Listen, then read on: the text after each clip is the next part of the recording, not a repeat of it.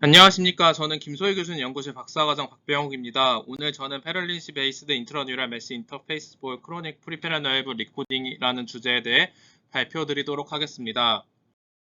말초신경은 중추신경계와 함께 몸의 신경계를 구성하고 있습니다.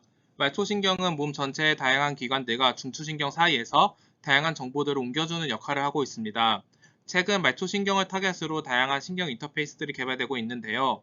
이는 뇌와 다른 몇 가지 장점이 있기 때문입니다. 대표적으로 말초신경은 중추신경계와 다르게 손상을 회복할 수 있다는 점입니다. 이로 인해 환자들은 신경 인터페이스 삽입에 대해 심리적인 거부감이 상당히 적습니다. 하지만 무엇보다도 가장 큰 장점은 말초신경 신호가 아직 암호화되지 않았다는 것입니다. 뇌신경 신호는 다양한 처리 과정을 거쳤기 때문에 정확한 의미를 파악하는 것에 상당한 어려움이 있습니다. 반면 말초신경 신호는 처리 과정을 거치기 전이므로 신호 의미를 쉽게 파악할 수 있어 몸의 감각이나 운동 명령에 보다 쉽게 접근할 수 있습니다. 하지만 이러한 장점에도 불구하고 10년간 뇌와 다르게 말초신경 녹음 분야는 큰 발전이 없었는데요. 여기에는 다양한 이유가 있지만 무엇보다도 큰 문제는 이러한 말초신경 신경전극이 이물 반응에 크게 약하다는 점입니다. 기존 신경내 인터페이스들은 신경 조직과의 물리적인 특징 차이로 인해 신경 조직의 광범위한 면역 반응을 유발합니다. 이러한 면역 반응, 즉 이물 반응은 인터페이스 주변의 상흔 조직을 형성하여 결국에는 인터페이스 표면에서 신경 조직을 멀어지게 합니다. 더욱이 말초신경은 작은 크기와 매우 움직임이 크기 때문에 이를 타겟으로 한 말초신경 인터페이스들은 이 이물 반응에 매우 취약합니다. 이러한 이물 반응을 억제하기 위해 가장 널리 사용되는 방법은 소재를 바꾸는 것입니다. 하지만 충분한 저런 능력을 제공함과 동시에 낮은 영수 모듈러스를 가지고 늘어날 수 있는 소재는 아직 개발되지 않았습니다. 이에 단담함을 나타내는 2차 척도인 밴딩 스티프니스를 낮춘 초유연 전극들이 등장하기 시작하였는데요. 이러한 초유연 전극들은 구조를 최소화하고 최대한 얇게 만들어서 밴딩 스티프니스를 낮추었습니다. 저는 이러한 연구를 말초신경 인터페이스에 도입하여 장기간 말초신경에서 신호를 측정할 수 있는 전극을 개발하고 있습니다.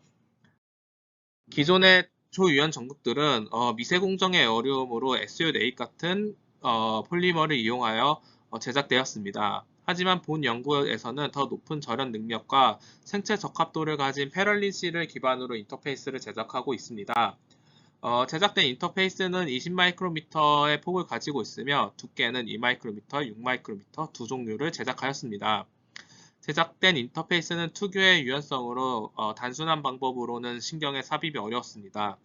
이에 메시 인터페이스 전용 PDMS 패럴린시 캐리어를 제작하였고 오일을 이용하여서 전극을 손상 없이 신경에 잘 안착시킬 수 있었습니다.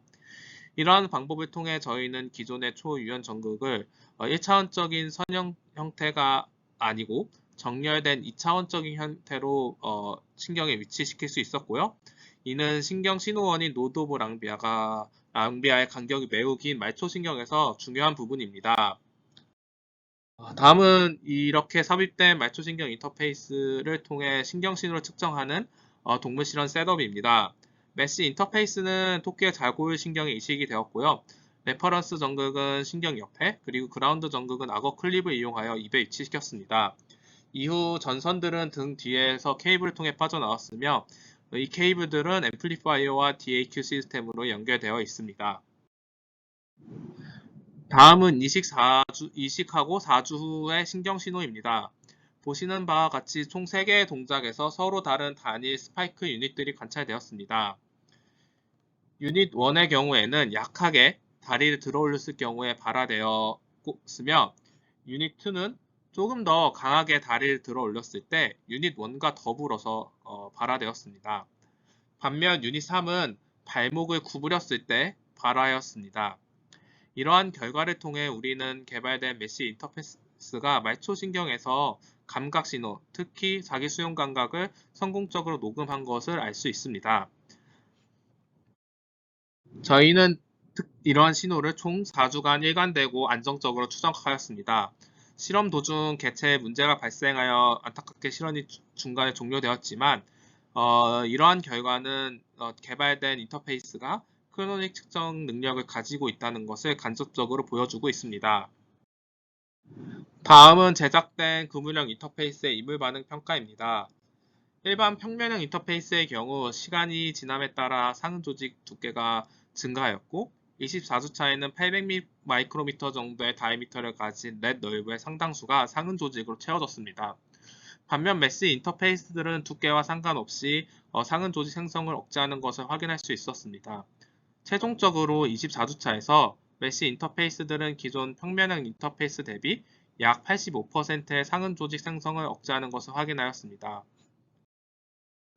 또한 메시 인터페이스의 메시 부분과 전극 부분의 상응 조직 크기 차이도 비교해 보았는데요. 전극 부분과 메시 부분의 모양과 크기는 다르지만 그와 상관없이 비슷하게 상응 조직 생성 능력을 잘 억제하는 것을 확인하였습니다. 좀 더 자세하게 조직을 분석하면 다음과 같습니다. 6마이크로미터 메시 인터페이스의 2주차와 4주차 결과인데요.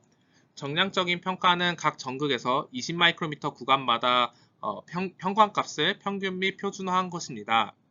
2주차에 엑손은 전극 주변에 과발현되었는데요. 반면 마일린의 경우에는 2주차와 4주차의 경우 크게 차이가 없었습니다. 그러다가 4주차가 되면 이렇게 과발현된 엑손들 중에 필요 없는 부분들은 제거되고 필요한 부분만 나오며 점차 정상적인 엑손 구조를 보여줍니다. 하지만 아직 이렇게 엑손이 재생된 부위의 마일린 시트들은 형성되지 않았습니다. 8주차가 돼도 이런 메시 전극의 경우에는 상응 조직 두께는 변화가 없었습니다. 하지만 내부 신경 조직에는 변화가 있었는데요. 재생된 엑손들에서 마일린 시스틀이 점점 형성되어 마일린의 현관값이 크게 상승하였습니다. 엑손도 조금 재생되어 소폭 그 값이 증가하였습니다. 그러나 재생된 엑손과 마일린들이 정상적인 값보다 매우 얇아 아직은 정상적인 수준으로 회복되지 않은 모습입니다. 12주차가 되면 상응 조직을 제외하고 인터페이스 내에서 20마이크로미터 정도 들어오면 엑손 값들은 정상적인 수준으로 되돌아왔습니다. 하지만 마일린 값은 60마이크로미터에 도달해야 정상값으로 돌아오는데요. 이는 24주차에도 동일합니다. 이를 통해 12주차 정도가 되면 신경이 완전히 회복된 것을 알 수 있었고요. 마일린의 경우에는 한번 손상되면 재생이 된다 그래도 정상 마일린과 조금 다르게 재생이 됩니다. 아마 이러한 부분이 이러한 결과에 영향을 미치지 않았나 생각이 듭니다. 그리고 메시 전극의 경우에는 24주차가 돼도 스카티슈는 크게 변화하지 않았습니다. 반면 플레인 인터페이스는 정량된 값에서도 엑손과 마일린의 후퇴가 관찰되었는데요. 흥미로운 점은 16주차에서 12주차 대비 신경이 재생되려는 흔적이 발견되었다는 것입니다. 이는 16주차에서 엑손의 현관값이 크게 증가하고 이미지상에서도 상응 조직 내 많은 엑손들이 관찰된 것에서 알 수 있습니다. 하지만 24주차에 결국 이렇게 재생되던 엑손들은 조직에 잘 정착되지 못하고 사라지며 스카티슈 두께 역시 증가했습니다. 다음은 24주차에서 전극 유형별 현관값 및 상응 조직 두께를 비교한 것인데요. 2마이크로미터 메시 인터페이스와 6마이크로미터 메시 인터페이스는 큰 차이를 보이지 않았습니다. 하지만 플레인 전극은 200마이크로미터까지 엑손과 마일린 값이 회복되지 못하였고요. 이를 통해서 메시 인터페이스가 효과적으로 이물 반응을 억제하여 상응 조직을 생성을 억제하는 것을 알 수 있습니다.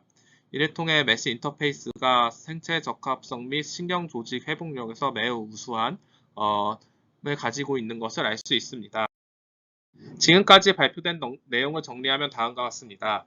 저희는 페럴린시 기반 신경 내 그물형 인터페이스를 성공적으로 개발하였으며 개발된 인터페이스의 유연성에도 불구하고 안정적으로 신경에 삽입될 방법 역시 보완하였습니다. 이렇게 삽입된 그물형 인터페이스는 자기 수용 감각을 감각 수용체 수준의 고해상도로 4주간 측정 및 추적에 성공하였고 개발된 인터페이스는 기존 평면형 인터페이스 대비 82%의 상응 조직 억제 능력을 보여주었습니다. 또한 그물 간 전극 간의 상응 조직 두께 차이는 없었고요. 그물형 인터페이스는 기존 평면 전극 대비해서 인터페이스 주변에 정상적인 조직을 위치하여 우수한 생체 적합성을 보여줬습니다. 이는 개발된 메시 인터페이스가 신경에 잘 통합되어 이물 반응을 억제한다는 것을 보여줍니다. 이러한 결과를 바탕으로 패럴린시 베이스드 인트라뉴럴 매시 인터페이스로 장기간 신경신호 측정을 목표로 하고 있습니다. 감사합니다.